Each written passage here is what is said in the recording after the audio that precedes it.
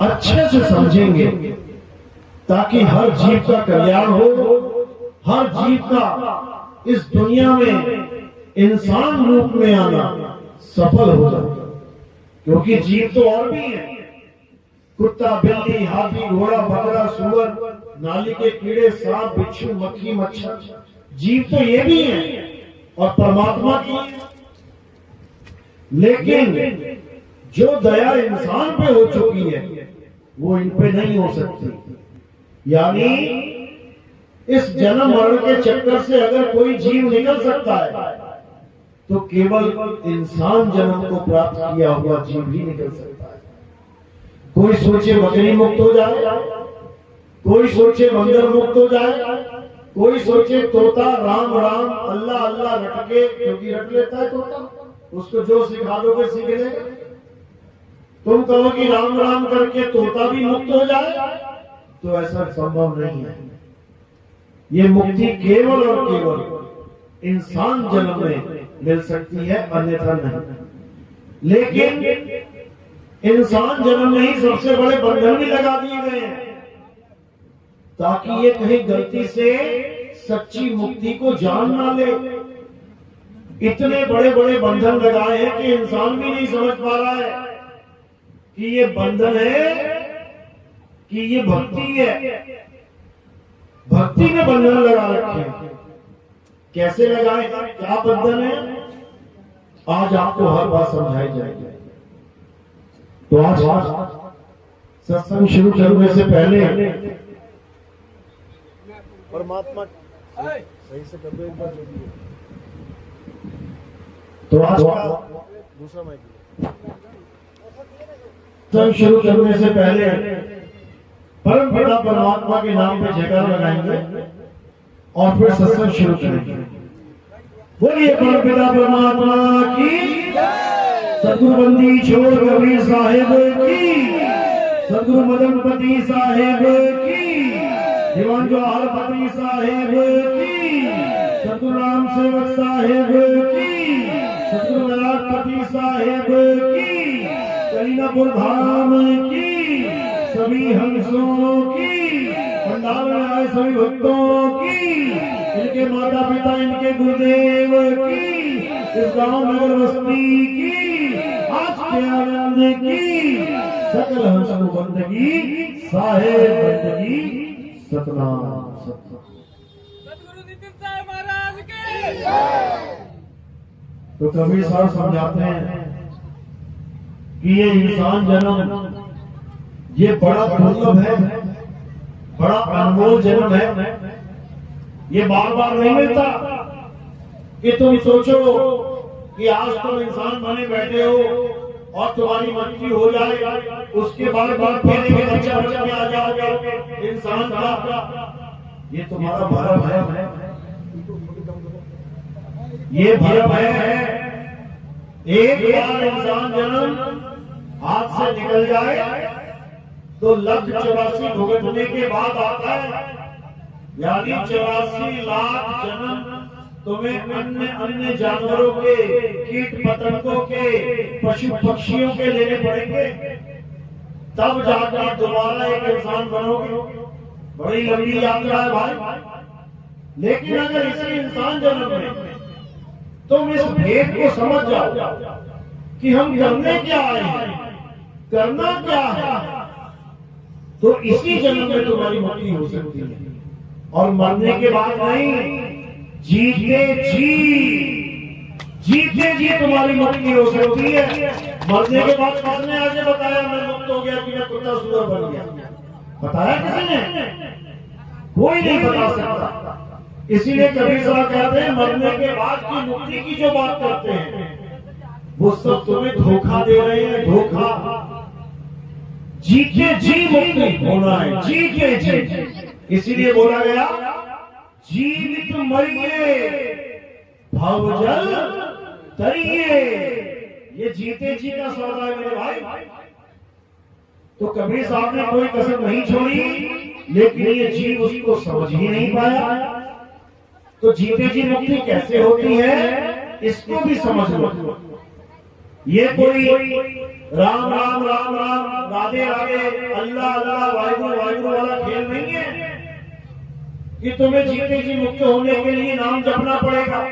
कोई नाम नहीं जपना पड़ेगा, कोई पूजा पाठ नहीं करनी पड़ेगी, कोई हवन यज्ञ नहीं करना पड़ेगा, कोई नमाजें नहीं पढ़नी पड़ेगी, कोई गुरुद्वारों में अरदासें नहीं करनी पड़ेगी, कोई नाम जाप नहीं करना पड़ेगा, कुछ भी नहीं। जीते जी मुक्त होने के लिए तुम्हें क्या करना होगा? तुम्हें जीते जी अपने आप को जानना होगा कि आखिर मैं हूं क्या, तुम्हारा सत्य स्वरूप क्या है, बंधन क्या है। मुक्त तो वही होगा जो बंधन में रहेगा, लेकिन बंधन ही नहीं पता कि बंधन है किस चीज का। लेकिन मुक्ति मुक्ति सब कर रहे हैं, सब मुक्ति में ठेका लेके बैठे हैं। बस उनसे ये पूछो बंधन है किस चीज का, बेड़ियां लगी किस चीज की हैं, फिर देखो कैसे मुंह छुपाएंगे। ये बेड़ी किसकी है? ये इसी काया माया की बेड़ी लगी हुई है। ये काया की बेड़ी, काया रूपी जेल है ये, और इसी जेल में जीव बंधन में बैठा हुआ है, ये बंधन में पड़ा हुआ है। अब इसे जीते जी मुक्त होना है। कैसे होगा? ये जीते जी इस जेल के अलावा एक और जो उसका घर है, एक तो नकली घर है, जेल में भी रहते हैं लोग, जेल में भी खाते हैं पीते हैं सोते हैं लोग, जेल में भी जीवन जीते हैं लोग, लेकिन ये उनका असली घर नहीं है, ये नकली घर है। असली घर क्या है? असली घर वो है जहां से ये जीव आया है, यानी परमात्मा का घर ही असली घर है। अब ये जीव के पास दो घर हो, एक तो ये घर है जिसमें ये दिन रात रहता है। कहां रहता है तुम्हारा जीव? तुम कहां रहते हो? घर में। तुम्हारा जीव कहां रहता है? इस घर में। ये 5 तत्वों का घर है जिसे तुम शरीर कह रहे हो। ये घर है, घर। ये पिंजड़ा है। इस पिंजड़े में कितने दरवाजे हैं? तुम्हारे घर में कितने दरवाजे होते हैं? मेन गेट एक होता है, उसके बाद अंदर तमाम दरवाजे हैं। बाथरूम का दरवाजा, बेडरूम का दरवाजा, रसोई का दरवाजा, बहुत सारे दरवाजे हैं। मेन गेट एक है। इसी प्रकार इस काया में भी दरवाजे हैं। कितने? 10 दरवाजे हैं। कबीर साहब समझा रहे हैं, 10 द्वारे का पिंजड़ा, वाने बोले पान, और रही बे को अचरज है, और उड़े सो अचरज कौन। ये एक ऐसा घर है जिसमें 10 दरवाजे हैं। 9 दरवाजे खुले हुए हैं, 24 घंटा खुले रहते हैं।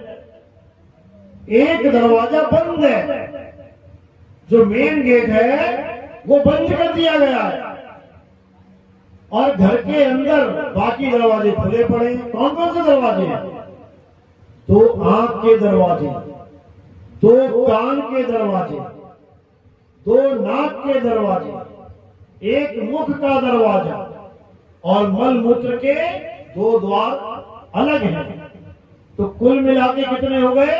9 द्वार। 1 2 3 4 5 6 7 8 9, ये 9 द्वार खुले रहते हैं, और एक 10वां द्वार जो बंद रहता है, उसकी अलग कहानी है।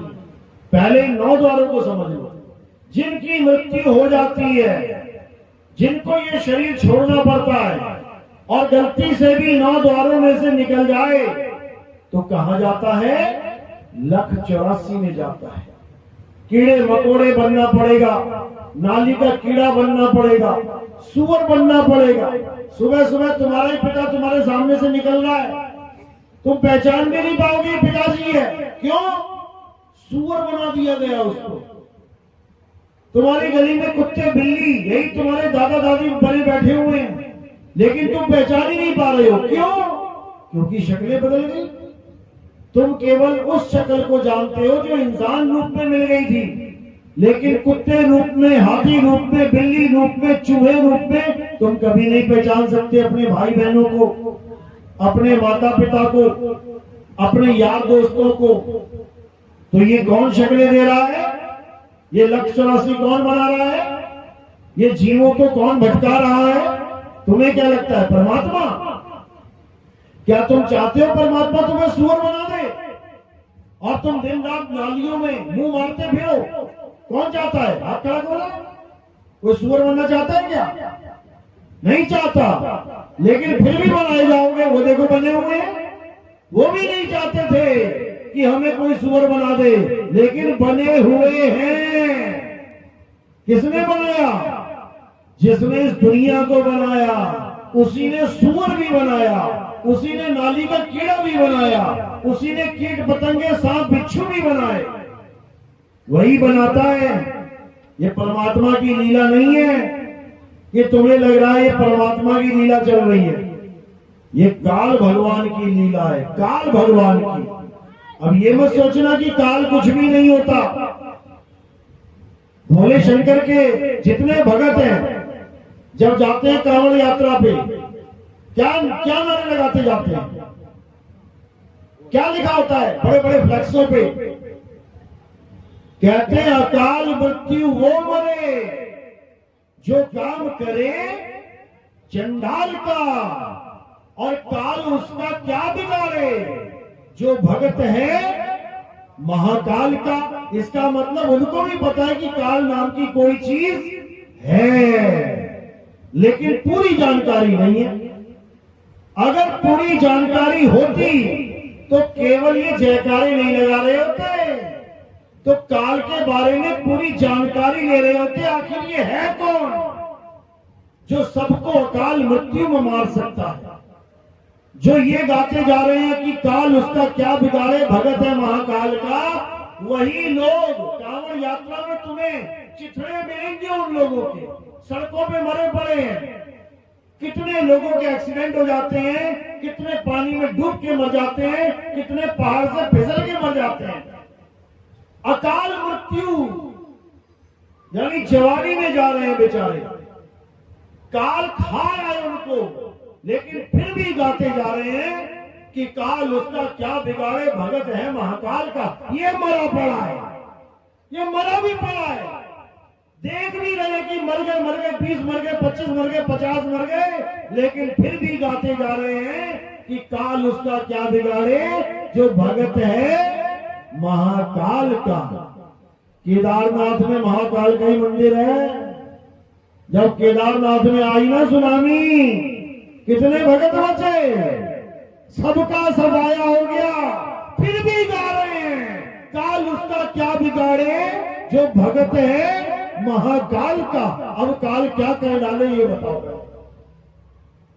सारे भक्तों का सफाया करता जा रहा है वो, फिर भी भक्त नहीं समझ पा रहे हैं कि वो महाकाल के भक्तों को भी नहीं छोड़ रहा है।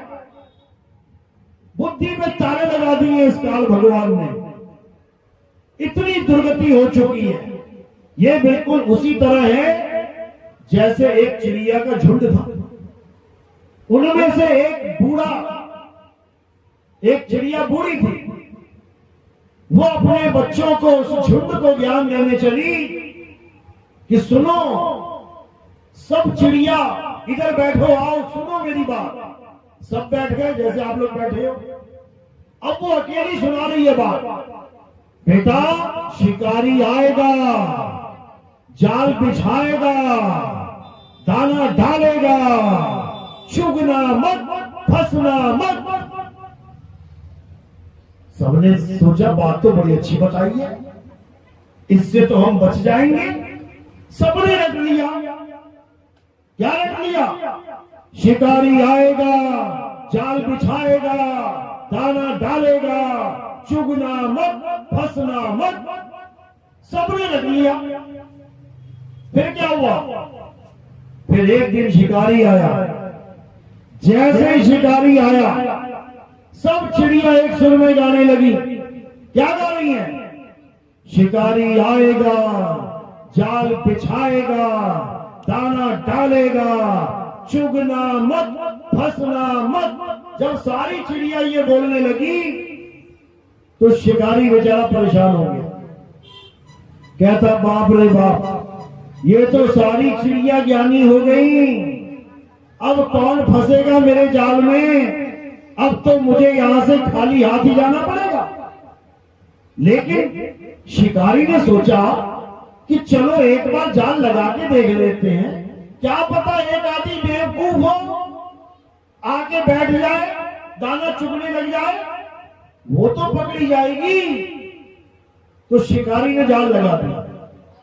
अब जाल लगा रहा है तो चिड़िया गा रही है, शिकारी आएगा, जाल लगाएगा, दाना डालेगा, चुगना मत, फंसना मत। शिकारी फिर भी जाल लगा रहा है, कोई बात नहीं। जब उसने दाना डाला और छुप गया जाके, तो क्या हुआ? सारी चिड़िया फिर गा रही हैं, शिकारी आएगा, जाल बिछाएगा, दाना डालेगा, चुगना मत, फंसना मत। इतना बोलते ही सारी चिड़िया आके जाल पे बैठ गई। सारी चिड़िया आके जाल पे बैठ गई, दाना चुगने लगी और चुगते चुगते क्या गा रही हैं? शिकारी आएगा, जाल बिछाएगा, दाना डालेगा, चुगना मत, फंसना मत। और शिकारी ने क्या किया? बेटा तू तो फंस गई। उसने शिकारी ने जाल खींचा, सारी चिड़िया फंस गई। शिकारी ने जाल इकट्ठा किया, सारी चिड़िया को लादा कंधे पे, अब चल पड़ा। अब वो पीछे लगी हुई हैं और गा रही हैं। क्या गा रही हैं? शिकारी आएगा, जाल बिछाएगा, दाना डालेगा, चुगना मत, फंसना मत। और पीछे फंसी पड़ी है सारी। मरने की बारी आ गई, मौत की तैयारी हो गई। अभी भी गाना नहीं छूट रहा है कि शिकारी आएगा, जाल बिछाएगा, दाना डालेगा, चुगना मत, फंसना मत। ये हाल है उन भक्तों का जो मर भी रहे हैं, कट भी रहे हैं, डूब भी रहे हैं, चल भी रहे हैं, फिर भी क्या कह रहे हैं? अकाल मृत्यु वो मरे जो काम करे चंडाल का, और काल उसका क्या बिगाड़े जो भगत है महाकाल का। मर भी रहे हैं, हालत भी खराब हुई पड़ी है, लेकिन जो रट लिया है ये छूटने में नहीं आ रहा। अब कबीर साहब क्या कह रहे हैं? कह रहे हैं बहुत गा लिया और बहुत बार मर लिया, अब समझ ले कि इस काल से कैसे बचा जाता है। कहते बचना चाहो काल जाल से तो चीनो शब्द हमारा, और कहे कबीर अमर कर राखूं और जो निज हुए हमारा। कहते हम बताते हैं बेटा इस काल से कैसे बचा जाता है। ये काल इतना निर्दयी है, ये किसी को बख्शने वाला नहीं है। अभी वृंदावन में भगत गए लुधियाना से 32 लोग, सारे आश्रमों में घूम घाम के सब संतों से आशीर्वाद लेके और नाम जाप लेके पहुंच गए नाव पे। अब लगे भजन गाने, राधे राधे राधे राधे राधे राधे। इतने में क्या हुआ? किश्ती पलट गई, डूब गई। बताओ, वो बेचारे सारे परिवार के परिवार मारे गए। तो ये कौन है? ये कौन है जो भगवान के घर में से भी उठा के ले जाता है? वृंदावन कहते हैं वहां काल फटक नहीं सकता। बताओ, और राधे राधे करते करते पूरा परिवार तबाह हो गया। फिर भी लगे पड़े कि राधे राधे जपोगे बड़े से बड़े कलेश टल जाएंगे, बड़े से बड़े दुविधा टल जाएंगे। किश्ती डूब गई, लोग मर गए, अभी भी नहीं समझ में आ रहा है कि क्या कह रहे हो और क्या हो रहा है। अभी भी नहीं समझ में आ रहा है। बिल्कुल उन नादान चिड़ियों की तरह जो सोच रही हैं कि हमने इतना कह दिया तो भला डर जाएगा। कुछ नहीं होने वाला, कुछ भी नहीं। समझो, मुसलमानों के यहां पिछले 2-3 सालों में मक्का मदीना गए थे लोग, वहां चक्कर लगा रहे थे, चक्कर लगाते लगाते इतनी गर्मी पड़ रही थी, 500 लोग मर गए वहां पे चक्कर लगाते लगाते। अब कई कहेंगे कि ये तो खुशखबरी है। क्यों? क्योंकि अल्लाह के दरबार में उनके प्राण निकल गए। बताओ, अरे भाई, अल्लाह के दरबार में प्राण बचते हैं कि निकलते हैं? कोई कहता है मंदिर में मर जाओ तो बहुत अच्छी बात है। बताओ, अरे मंदिर बचने की जगह है कि मरने की जगह है? हॉस्पिटल बचने की जगह है कि मरने की जगह है? ये बताओ पहले। किसी को नहीं समझ में आ रहा कि क्या हो रहा है। बस सब ये सोच रहे हैं, अरे पैदा हो गए मर जाएंगे एक दिन। मर तो वैसे ही जाओगे, मर तो वैसे ही जाओगे। फिर क्यों लगा रखा है कि अकाल मृत्यु और ये फलाना निकालना? फिर तो सब नहीं मरना। फिर क्यों नारे लगा रहे हो काल उसका क्या बिगाड़े भक्त है? महाकाल के भक्तों को लाइन में लगा के लेटा के कांवड़ में देख लो क्या हाल होता है। किसी को नहीं समझ में आ रहा करना क्या है। गीता समझाती है, क्या कहती है गीता? गीता ये नहीं कहती कि मंदिर मस्जिद गुरुद्वारे बना बना के उसमें तो माथे टेकते रहो। गीता ये नहीं कहती कि मंत्र जंतर बना के तुम उनको जपते रहो। गीता ये नहीं कहती कि हवन यज्ञ करके तुम उसी में मत्थे मारते रहो।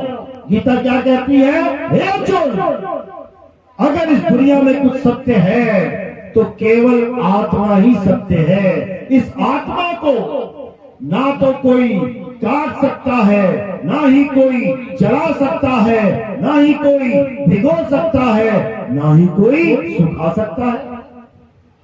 इस आत्मा का कोई कुछ नहीं बिगाड़ सकता। अगर इस ब्रह्मांड में कुछ सत्य है तो वो आत्मा है। उसी आत्मा को जानना हमारे इंसान जन्म का परम लक्ष्य है। उसी आत्मा को जानना भक्ति का केंद्र है। अगर हमने सारी उम्र नाम जपा, हमने सारी उम्र पूजा पाठ किया, हमने सारी उम्र बड़े बड़े उपवास किए, हवन यज्ञ किए और सारी उम्र आत्मा को नहीं जान पाए तो सारा पूजा पाठ व्यर्थ चला जाता है, व्यर्थ। समझ लो। तो क्या कह रहे हैं? अध्याय 3 17वां श्लोक पढ़ो, क्या लिखा है? हे अर्जुन, जो अपनी आत्मा में रमण करते हैं, जो अपनी आत्मा में तृप्त हैं, जो अपनी आत्मा में संतुष्ट हैं, उनके लिए कोई धार्मिक कर्म कर्तव्य लागू ही नहीं होता। उनको कहीं जाने की जरूरत नहीं है, उनको कोई पूजा पाठ करने की जरूरत नहीं है, उनको कोई आरतियां चालीसा याद करने की जरूरत नहीं है, उनको कोई बड़े बड़े मंत्र याद करने की जरूरत नहीं है, उनको कोई भी व्रत उपवास करने की जरूरत नहीं है, उनको कहीं भी नमाज पढ़ने की जरूरत नहीं है, उनको कहीं भी अरदासें करने की जरूरत नहीं है, उनको इन 52 अक्षरों को कोई भी जाप करने की जरूरत नहीं है। क्या करना है?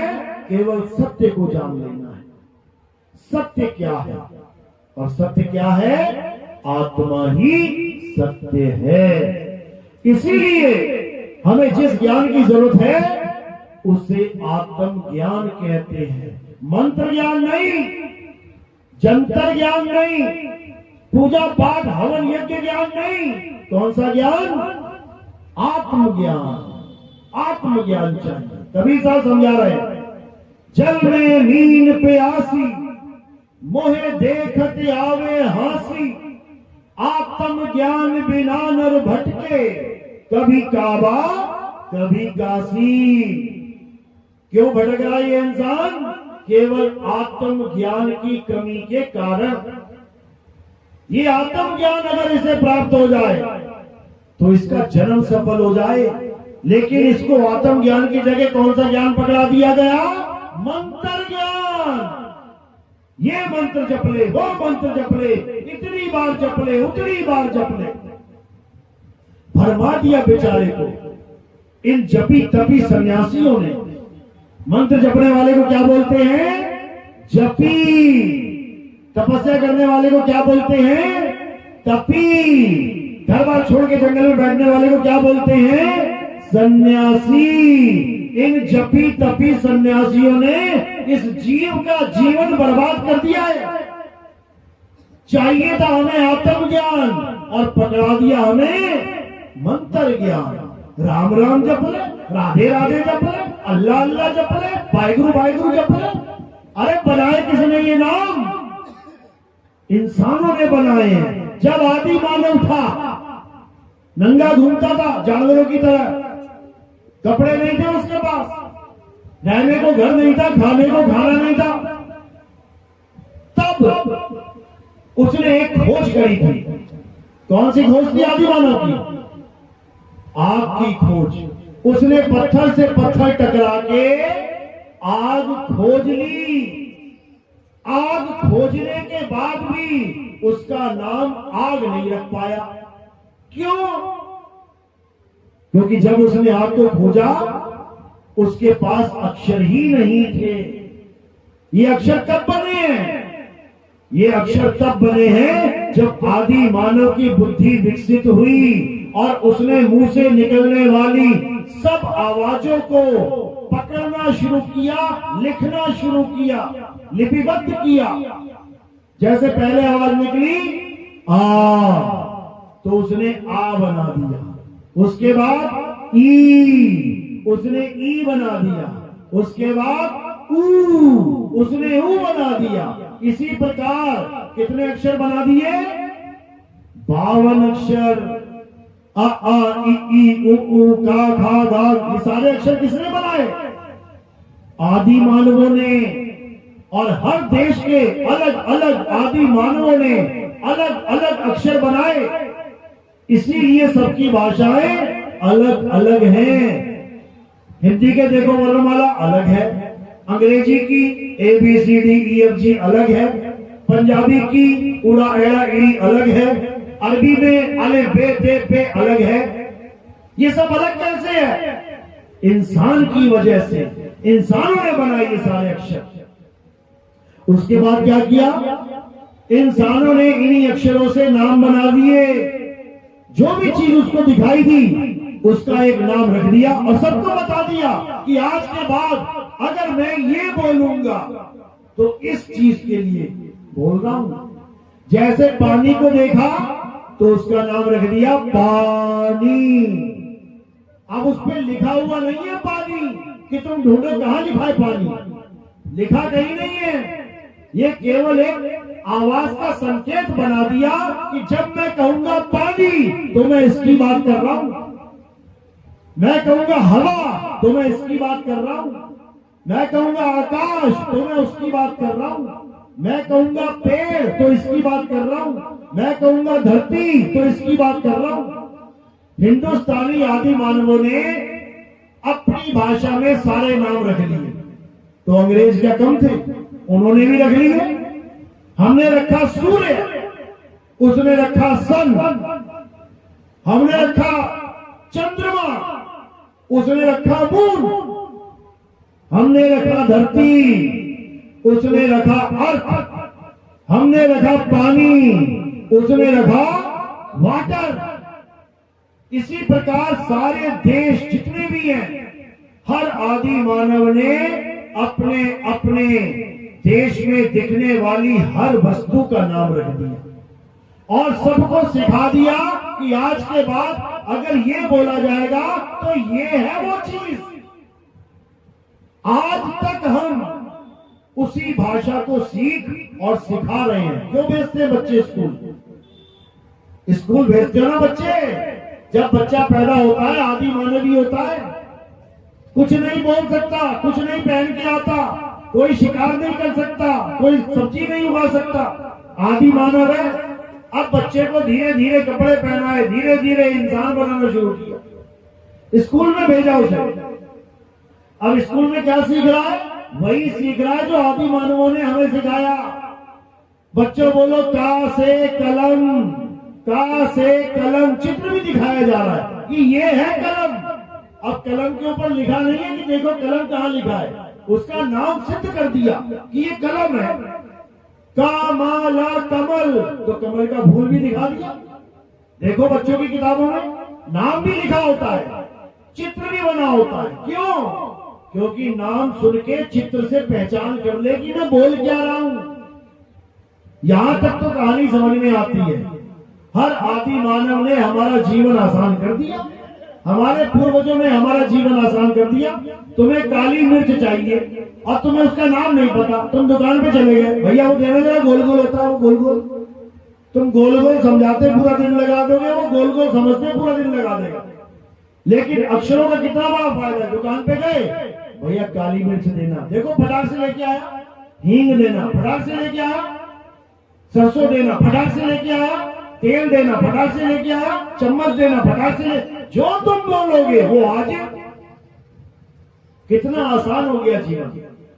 अच्छा भी लगता है बात करके एक दूसरे से, लेकिन कहानी यहां तक खत्म नहीं हुई। ये तो उन चीजों के नाम रख दिए गए जो चीजें दिखाई देती हैं। इंसान ने वो भी नाम रख दिया है जो दिखाई नहीं देता, उसका भी नाम रख दिया है। क्या नाम रखा उसका? एक ने रख दिया अल्लाह, एक ने रख दिया वाहिगुरु, एक ने रख दिया गॉड, एक ने रख दिया परमात्मा, एक ने रख दिया सार शब्द, एक ने रख दिया नियक्षर नाम, एक ने रख दिया अबोल नाम, एक ने रख दिया अनाम। ऐसे ऐसे नाम रख दिए उस एक ही चीज के। अब जब एक ही चीज के कई नाम हो गए और चीज दिखाई नहीं देती तो क्या हो गया? फिर झगड़ा हो गया। क्या झगड़ा हो गया? एक कहता मेरा राम बड़ा है, एक कहता नहीं अल्लाह बड़ा है, एक कहता वाहिगुरु बड़ा है, एक कहता गॉड बड़ा है। अगर किसी दुनियावी वस्तु के ये नाम होते तो क्या किया जाता झगड़ा खत्म करने के लिए? हाँ भैया ठीक है, तू अपना राम ले आ, तू अल्लाह ले आ, तू अपना वाहिगुरु ले आ, तू अपना गॉड ले आ, एक बेंच पे रख दो लाके, पता लग जाएगा कौन बड़ा कौन छोटा। जैसे पानी के नाम पे लड़ाई हो जाए, एक कहता है जल सबसे अच्छा है, एक कहता नहीं वाटर सबसे अच्छा है, एक कहता नहीं पानी सबसे बढ़िया है, एक कहता ना नीर सबसे अच्छा है, एक कहता कोयले सबसे अच्छा है। अब ये झगड़ा कैसे खत्म होगा? जा भैया अपना अपना सामान लेके आ, मेज पे रख दे। जब मेज पे वो बोतल रखेंगे अपनी अपनी, तो उस बोतल में क्या होगा? पानी होगा। उसी पानी के ये 5 नाम हैं, जल, वाटर, नीर, तोय, पानी। ये उसी के नाम है। झगड़ा खत्म। लेकिन ये झगड़ा खत्म क्यों नहीं होता? क्योंकि ना तो राम वाला राम को ला सकता है, ना वाहिगुरु वाला वाहिगुरु को ला सकता है, ना अल्लाह वाला अल्लाह को ला सकता है, और ना गॉड वाला गॉड को ला सकता है। तो ये झगड़ा कभी खत्म होगा ही नहीं। फिर भी हो सकता है, बस एक काम करना है। क्या काम करना है? अपने अपने अल्लाह वाहिगुरु गॉड राम को ढूंढने लग जाओ। जपना नहीं है, जपोगे तो फिर वहीं पे बात आ जाएगी कि राम राम जपने से मुक्ति होती है, नहीं अल्लाह अल्लाह करने से मुक्ति होती है, नहीं वाहिगुरु वाहिगुरु से मुक्ति होती है, नहीं गॉड गॉड करने से मुक्ति। झगड़ा वहीं का वहीं रह जाएगा। अब करना क्या है?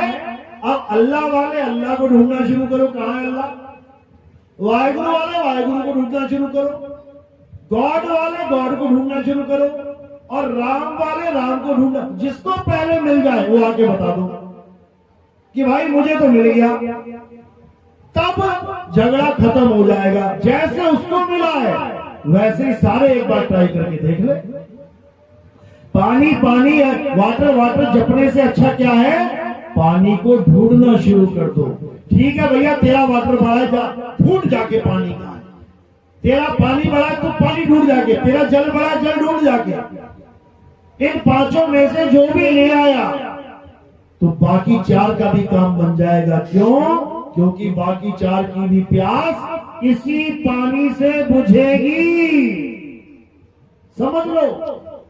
इसीलिए कबीर साहब कह रहे हैं सबका हुक्का लीजिए, साचा शब्द निहार और पक्षपात मत कीजिए, कहे कबीर विचार।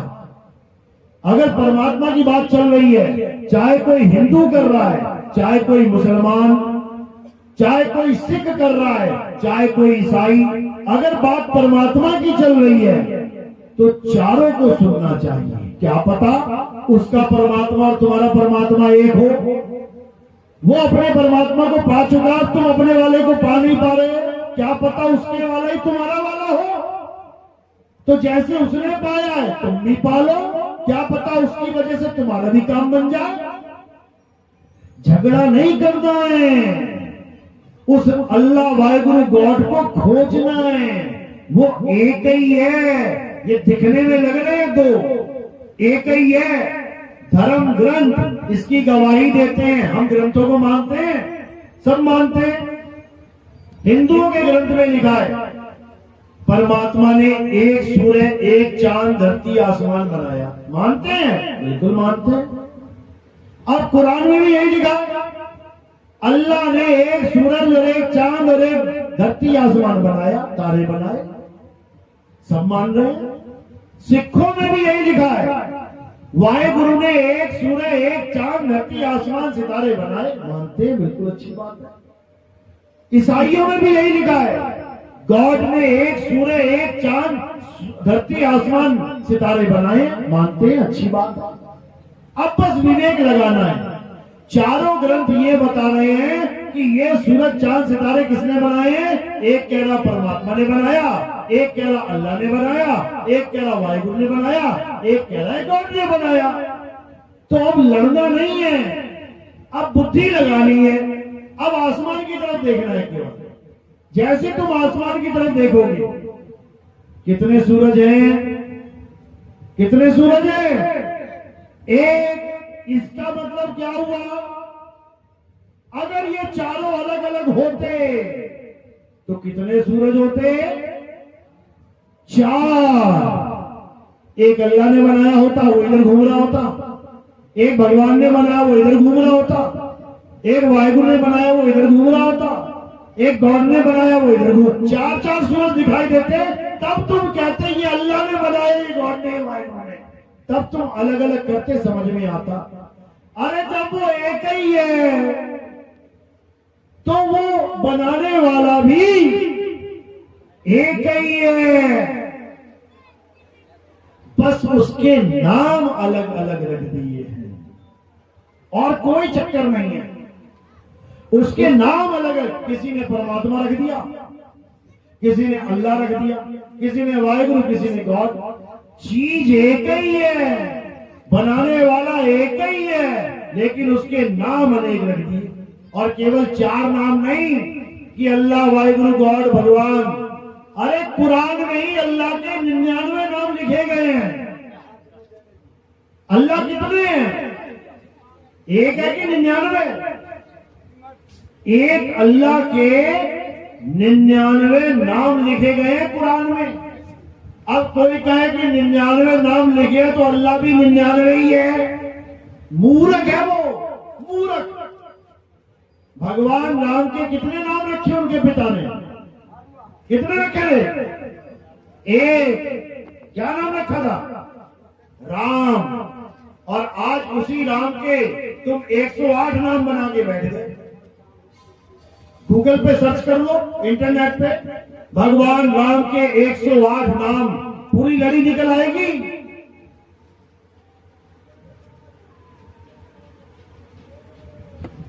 तो किसने बनाया ये नाम? दशरथ ने तो एक नाम रखा था, राम, क्योंकि बाप बेटे का नाम रखता है। बाप बेटे का नाम रखता है। किसी के भी बेटा पैदा होता है तो बाप उसका नाम रखता है। लेकिन यहां क्या हो रहा है? यहां बेटा बाप के नाम रख रहा है।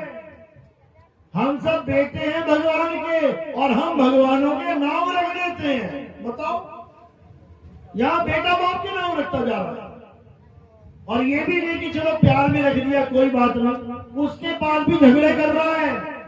मेरा बनाया हुआ नाम सबसे बड़ा है, वो कह रहा नहीं, मेरा बनाया नाम सबसे बड़ा है। बताओ, ये सारे अक्षर हटा दो, ये का खा गा घा सब हटा दो, अब बताओ कौन सा नाम है भगवान का?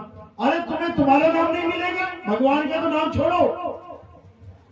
तुम्हारा नाम तुम्हें इसलिए मिला है क्योंकि अक्षर हैं। बकरी ने अपने बच्चे का नाम क्यों नहीं रखा? देख, दो दो लेके घूम रही है, चार चार लेके घूम रही है, क्यों नहीं रखा इसने अपने बच्चों का नाम? क्योंकि इनके पास अक्षर नहीं है, एक ही मिला हुआ है, मैं बस करती रहेगी पूरा दिन। इनके पास अक्षर नहीं है, इसलिए इनके बच्चों के कोई नाम नहीं है। इंसान के पास अक्षर है तो उसके पास बच्चों के भी नाम है, धरती के भी नाम है, आसमान का भी नाम है, भगवान का भी नाम है, सबका नाम रख लिया उसने इन्हीं 52 अक्षरों की वजह से। तो कबीर साहब यही समझा रहे हैं, 52 अक्षर जोरे आन, सकिया न अक्षर एक पहचान, सत का शब्द कबीरा कहे, पंडित होए सो अनभय रहे, पंडित जन को एवं व्यवहार, ज्ञानवंत को तत्व विचार, जाके जी जैसी बुद्धि होई, और कहे कबीर जानेगा सो। कह रहे 52 अक्षर जोड़े आन। हर धर्म के इंसान ने क्या कर दिया? 52 अक्षरों को जोड़ जोड़ के अपने अपने इष्ट का, अपने अपने भगवान का एक नाम बना दिया। किसी ने बना दिया ओम नमः शिवाय, किसी ने बना दिया अल्लाहू अकबर, किसी ने बना दिया जो बोले सो निहाल सत श्री अकाल, किसी ने बना लिया यहोवा। कैसे बनाई है? अक्षरों को जोड़ जोड़ के। तो साहिब कह रहे हैं 52 अक्षर जोड़े आन, सत्याना अक्षर एक पहचान। ये बनाए किसकी वजह से अक्षर? ये मंदिर मस्जिद गुरुद्वारे चर्च किसकी वजह से बनते हैं? कौन है बनाने वाला? उसको आत्मा कहते हैं। जो मजदूर मंदिर बना रहे हैं इसलिए बना पा रहे हैं क्योंकि उसके पास आत्मा है। और बनाते बनाते मंदिर, अगर आत्मा ने शरीर छोड़ दिया तो वो ऊपर से टपक जाएगा अंगूर की तरह नीचे। बिना आत्मा के कोई खड़ा भी नहीं रह सकता, ऐसे टपक जाएगा धरती पे 2 मिनट में। तो किसकी वजह से ये सारे काम हो रहे हैं? आत्मा की वजह से। ये खाना खा रहे हो, पानी पी रहे हो, किसकी वजह से? आत्मा की वजह से। घर से यहां तक आए, यहां से घर जाओगे, किसकी वजह से? आत्मा की वजह से। ये भगवानों की पूजा पाठ कर रहे हो, किसकी वजह से? ये थाली घुमाते हो, किसकी वजह से? आत्मा की वजह से। ये गले में सोने का हार, पैरों में सोने की बिछिया, ये नाक में, कान में, हाथों में गहने पहने, किसकी वजह से? आत्मा की वजह से। और जैसे ही आत्मा शरीर को छोड़ देगी, ये सारे गहने निकाल लिए जाएंगे तुम्हारे, सारे निकाल देंगे तुम्हारे। अभी निकाल के दिखाए, अभी लटवा जा दो, अभी सिर फाड़ दोगे किसी का। अगर कोई तुम्हारा सोने का हार छीनने लग जाए, अभी ईंट लेके मार दोगे सिर पे। और अगर आत्मा ना हो शरीर में तो हार छोड़ो, सब कुछ ले जाएगा उठा के, तब भी कुछ ना कर पाओगी। तो ये सब किसकी वजह से कर रहे हो? आत्मा की वजह से। लेकिन उसी आत्मा को नहीं जान पा रहे, उसी आत्मा को नहीं समझ रहे। तो क्या करना है? अब ये तंत्र मंत्र जंतर पूजा पाठ हवन यज्ञ किसकी वजह से हो रहे हैं? आत्मा की वजह से। तो क्या करना है? अब ये पूजा पाठ हवन यज्ञ जंतर मंत्र छोड़ के एक आत्मा को जानना है। ये आत्मा क्या होती है? ये आत्मा कैसी होती है? ये आत्मा का ज्ञान क्या होता है? अब ये जानना है। अब ये नहीं करना है जो तीनों युगों में करते आए हो। सतयुग में पूजा पाठ किया, हवन यज्ञ किया, त्रेता में पूजा पाठ किया, हवन यज्ञ किया, नाम जाप किया। द्वापर में पूजा पाठ किया, हवन यज्ञ किया, नाम जाप किया। तो अगर इससे मुक्ति मिलती होती तो कब के मुक्त हो जाते। लेकिन आज भी कलयुग में बैठे हो यहां पे, इसका मतलब सतयुग त्रेता द्वापर में जितनी भी भक्ति करी है उससे मुक्ति नहीं मिली, तभी तो यहां बैठे हो। वरना सतयुग में निकल गए होते, त्रेता में मुक्त हो गए होते, द्वापर में ही अपने धाम पहुंच गए होते। लेकिन आज भी धक्के खा रहे हो और आज भी वही काम कर रहे हो जो पहले करते आए हो। अब वो नहीं करना है, अब क्या करना है, अब एक कदम आगे बढ़ना है। हे अर्जुन, जो अपने जीवन काल में आत्मा को जान लेते हैं, जो इसी जीवन में आत्मा में रमण करते हैं, उनका जन्म और मरण सदा सदा के लिए समाप्त हो जाता है। वो बार बार किसी मां के गर्भ में उल्टे लटक के नहीं आते, उनका जन्म मरण खत्म हो जाता है, वो सदा सदा के लिए मुक्त हो जाते हैं। ये काल उनका कुछ नहीं बिगाड़ पाता, कुछ भी नहीं। तो कबीर साहब ने भी यही कहा, क्या कहते हैं, अमर करूं सतलोक पठाऊं, ताते बंदी छोड़ कहाऊं। अमर करूं, अमर कैसे होंगे, कौन कौन अमर होना चाहता है, हाथ खड़ा करो, 1 2, मतलब अमर होने में सोचना पड़ रहा है, हाथ खड़ा करूं कि ना करूं, बताओ। अभी 5 किलो राशन मिलना होता ना, किस किस को राशन चाहिए, बिना सोचे हाथ खड़े हो जाते सबके।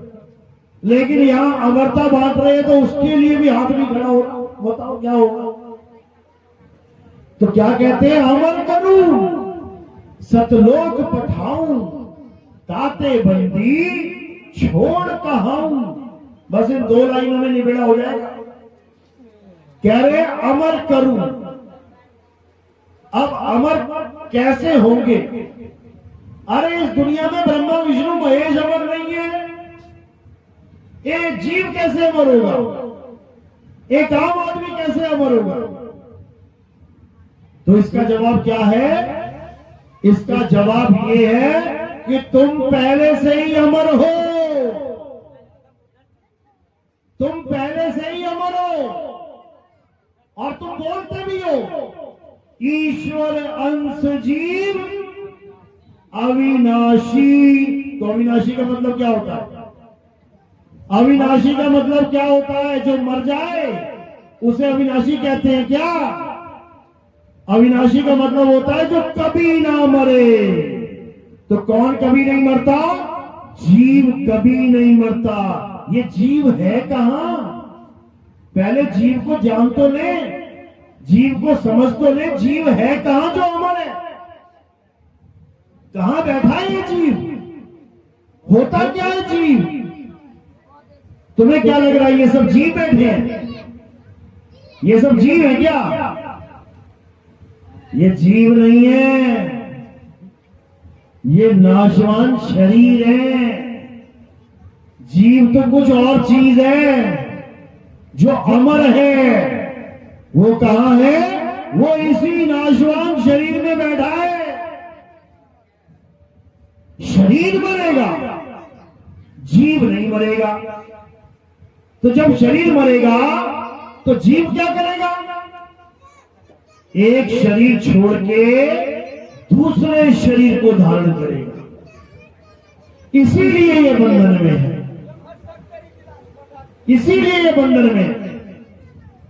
तो कह रहे हैं अमर करूं। अमर कैसे करेंगे कबीर साहब, तुम्हें तुम्हारा सत्य स्वरूप लखा के, तुम्हें तुम्हारा आत्म स्वरूप लखा के, तुम्हें तुम्हारा आत्म बोध करवा के तुम्हें ये पता लग जाएगा कि मैं अमर हूं, मैं कभी मरता ही नहीं। तो क्या हो गए, अमर हो गए। अब आगे क्या करना है, अमर करूं सतलोक पठाऊं। अब ये सतलोक क्या है, जहां हम रहते हैं ये क्या है, ये सूरज चांद सितारे धरती आकाश क्या कहते हैं इसे?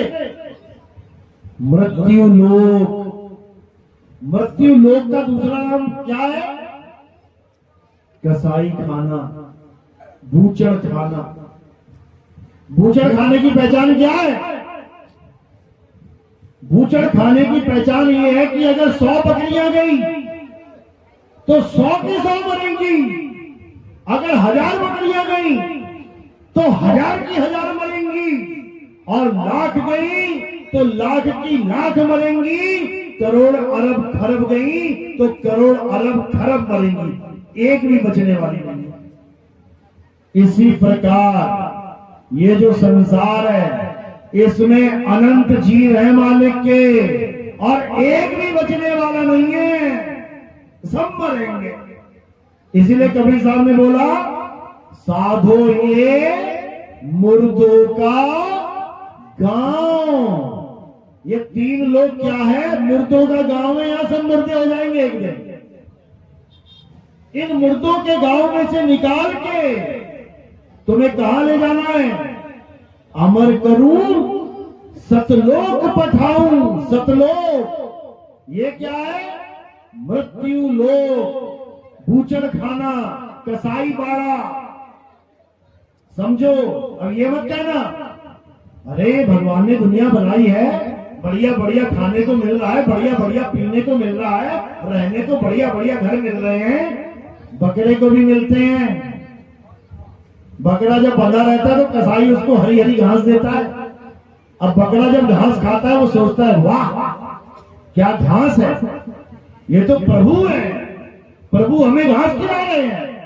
थोड़ी देर में बकरे को प्यास लगती है तो प्रभु यानी वो कसाई वो पानी लेके जाता है। बकरा पानी पीता, बढ़िया ठंडा मस्त पानी, कहता है वाह क्या बात है, प्रभु पानी भी पिलाते हैं। उसके बाद बकरे को रात में ठंड लगती है, कहीं ठंड से मर ना जाए तो प्रभु उसके ऊपर कंबल भी डाल देते हैं कई बार। अब वो कहता है देखो प्रभु को कितनी चिंता है मेरी, प्रभु तो कंबल भी उड़ाते हैं। और जब सुबह ग्राहक आता है भैया देना 5 किलो, उसके बाद अरे प्रभु मार भी देते हैं, प्रभु गला भी काट देते हैं। तो गा तो रहे हो मारने वाला है भगवान, तो गा तो रहे हो। मरना चाहता है कोई भगवान के हाथों? अभी भागोगे सारे।